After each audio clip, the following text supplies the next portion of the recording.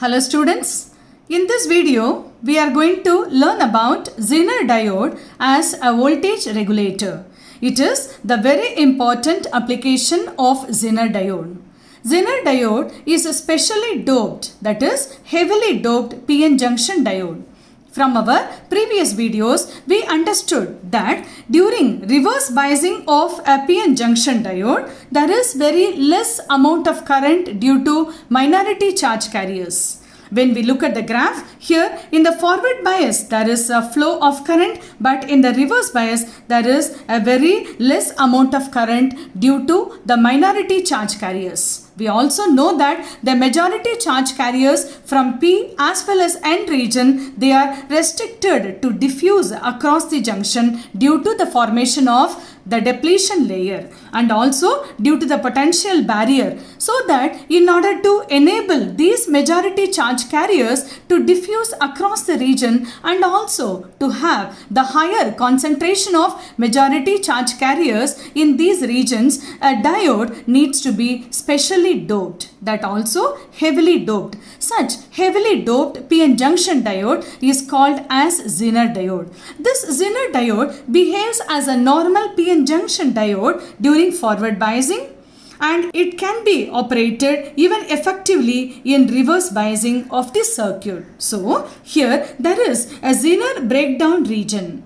During reverse bias, when we increase the voltage gradually, we get the flow of ions and also that collide with the crystal of silicon or germanium and drift these electrons from valence band. Due to this, there is a small flow of current, and we further increase the voltage in the reverse direction. Then we get the gradual flow, and further after one region, that is at a particular voltage called here the breakdown voltage, we get the maximum flow, that is the rapid flow of current due to the drifting of electrons from the silicon crystal due to the availability of ions in it. Therefore, at particular voltage called Zener breakdown voltage, there is a rapid flow of current, and the Zener diode works under this principle. After this, the rapid flow of current, that is there is anyhow change in the current, but the potential will remain constant, the voltage will remain constant, and this constant voltage is said to be the Zener voltage, after which there is no more change in the voltage, and therefore this region where it is operated in order to get the rapid flow of current is said to be the Zener breakdown region. We also have to understand what is avalanche breakdown region.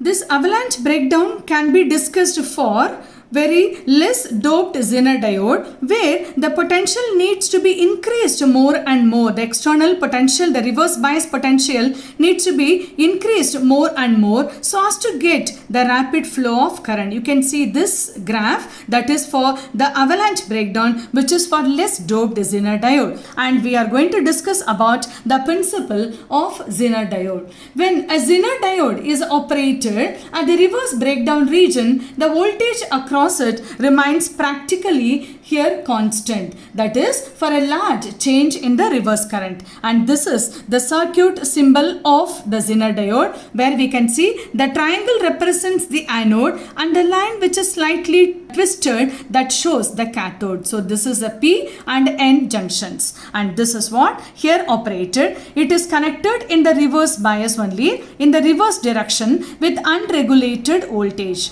and this unregulated voltage, the input supply, that we can consider as the output of a rectifier, which may be here you can say unregulated, and fluctuating DC is what given here. It is also connected with a dropping resistor. Why? Because when the Zener is connected directly with this input, here it has to maintain the constant voltage. Therefore, in order to divide its potential, here there is a series resistor that is called the dropping resistor. Now here we can see there is is a load resistor which is connected in parallel so as to give the same potential as that of this, and across which we can get the output, that is a regulated DC voltage which is taken as VO. As we have taken the fluctuating input voltage, therefore when the input voltage increases, what happens here? The voltage across these two, that is a dropping resistor as well as the zener, that also increases. But as we have discussed already,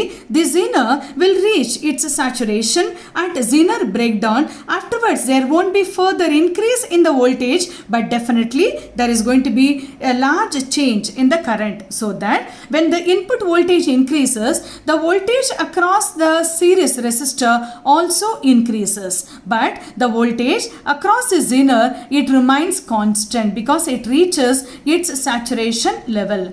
And in the similar way, we can also say that when the voltage decreases, what happens here? The voltage across the dropping resistor also decreases.